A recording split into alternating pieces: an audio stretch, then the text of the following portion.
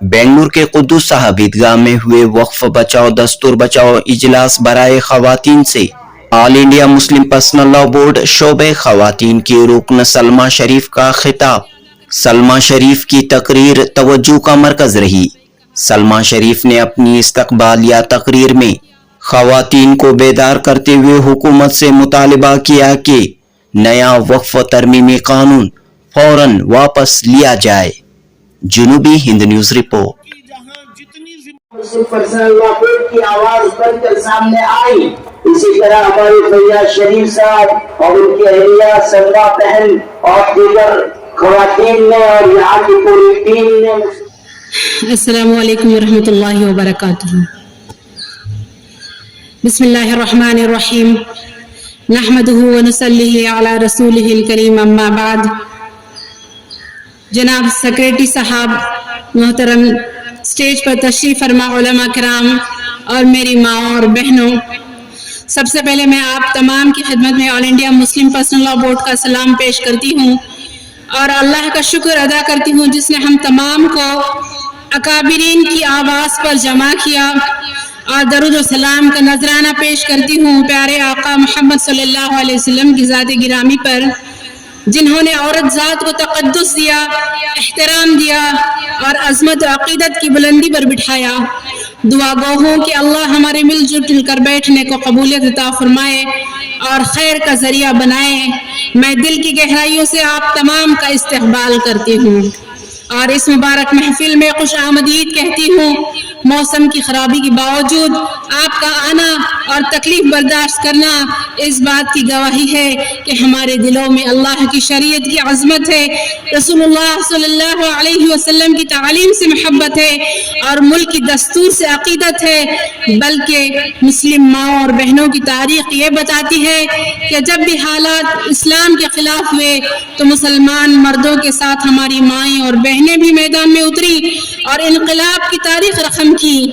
बल्कि मैं कहूँगी कि जिस तरह एक कामयाब मर्द के पीछे औरत का किरदार होता है, इसी तरह हर तहरीक की कामयाबी के पीछे औरतों की कुर्बानियाँ हैं।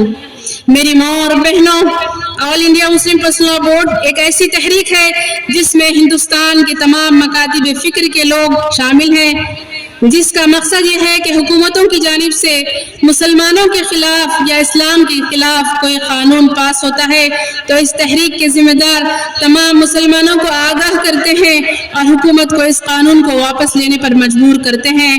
हाल ही में वक्फ के मुतालिक से हुकूमत ने एक कानून पास किया जो शरीयत और दस्तूर के खिलाफ है, इसीलिए वक्फ बचाओ दस्तूर बचाओ तहरीक शुरू की गई। इस कानून के अमेंडमेंट्स को पढ़ने से अंदाज़ा होता है कि मुसलमान गफलत में रहें तो इनसे वक्फ की जायदादें छीन जाएंगी।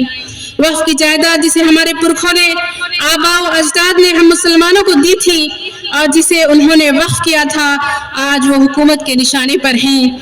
इस काले कानून के ज़रिए मसाजिद, मदारिस, खानकाहें और दरगाहें, आशुरखाने, हत्ता के कब्रिस्तान तक गैर महफूज हो जाएंगे। एक मामूली कलेक्टर या मजिस्ट्रेट की दस्तखत से ये गैरों की हो जाएंगी और एक वक्त वो आएगा कि मुल्क के मुसलमान हुकूमत के रहम करम पर जिंदगी गुजारने पर मजबूर हो जाएंगे। अल्लाह इन काबिरीन उम्मत को जज़ाए खैर अता फरमाए कि उन्होंने हालात की संगीनी को महसूस किया और ये तहरीक शुरू की। ज़रूरत है इस बात की कि हम तमाम इस तहरीक का हिस्सा बने और हुकूमत से ये मुतालिबा करें कि इस काले कानून को वापस ले। हम किसी सूरत में इस कानून को बर्दाश्त नहीं कर सकते। ये कानून इंतहाई जालिमाना, गैर मुनसिफाना, गैर दस्तूरी है, हुकूक छीनने वाला कानून है। ये कानून मुसलमानों को रास्त निशाना बनाता है, शरीयत और शाइर अल्लाह पर हमला है। ये कानून हमसे हमारी शनाख्त, हमारी पहचान छीन लेता है। ये वक्फ तरमीमी बिल दस्तूर में दी गई मसावात के खिलाफ है। ये मुसलमानों के दस्तूर में दिए गए इदारों को चलाने की आज़ादी को हमसे छीन रहा है। ये जमहूरियत के खिलाफ है। لہٰذا ہم اس کالے قانون کو واپس لیے جانے کا حکومت سے مطالبہ کرتے ہیں کہ اس کالے قانون کو واپس لیا جائے جو تمام ہندوستانیوں کو عدم تحفظ کا احساس دلا رہا ہے۔ ہندوستان بھر کے مسلمانوں میں ایک بے چینی پائی جا رہی ہے۔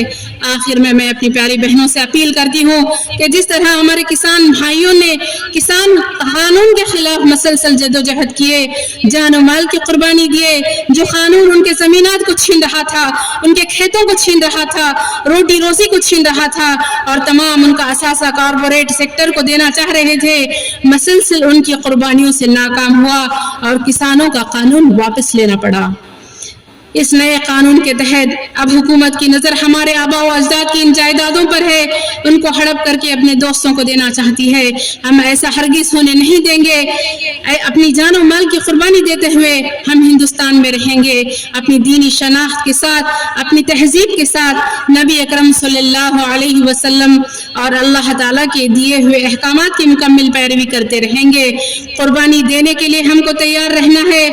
All India Muslim personal law board کے اکابر علماء کی رہنمائی و سرپرستی میں ہم کو اس تحریک کو آگے بڑھانا ہے اور ہم کو ہمارے مساجد، عیدگاہ، قبرستان، مدارس، درگاہیں، خانقاہیں، کالجز، سکولز، ہاسٹلز اور خیراتی ادارے، عاشور خانے، امام باڑے، مسافر خانے، بے شمار کھیت اور بے شمار باغات، یہ جو تمام خیر کے ادارے، اس کی ہم حفاظت کریں گے اور جو مشعل ہم نے روشن کیا ہے وہ ہماری آگے کی نسل کو ان کے ہاتھوں میں تھما کر جائیں گے انشاءاللہ۔ آپ تمام بہنیں بھی بولے انشاءاللہ۔ آخر میں آپ تمام کا شکریہ ادا کرتی ہوں کہ آپ نے ہماری حقیر دعوت پر لبیک کہا اور تشریف لائیں اور پروگرام کو کامیاب کیا۔ اسی طرح ان اکابرین کی خدمت میں شکریہ کا سلام پیش کرتی ہوں کہ ان احباب نے مجھ پر اور میرے شوہر پر اعتماد کیا اور مفتی افتخار صاحب قاسمی اور مولانا مقصود عمران صاحب نے یہ ذمہ داری دی، اور اسی طرح اس گلستان شہر بنگلور کے ہر حلقے کے علماء کرام اور ذمہ داران محلہ کا بھی شکریہ ادا کرتی ہوں جنہوں نے اپنے اپنے حلقوں میں کارنر پروگرامز کرائے، جن کی محنتوں کا نتیجہ کہ اتنی بھاری تعداد میں مستورات جمع ہوئی ہیں۔ اللہ انہی بہترین جزائے خیر عطا فرمائے۔ حضرت مولانا قمر الدین صاحب رشادی اور مفتی مسیح اللہ صاحب ندوی شکریہ کے قابل ہیں کہ یہ لوگ شہر کے ہر حلقے میں پہنچ کر بورڈ کی آواز کو ہر جگہ پہنچایا۔ انہی چند کلمات کے ساتھ میں اپنی بات کو ختم کرتی ہوں۔ وآخر دعوانا ان الحمد للہ رب العالمین۔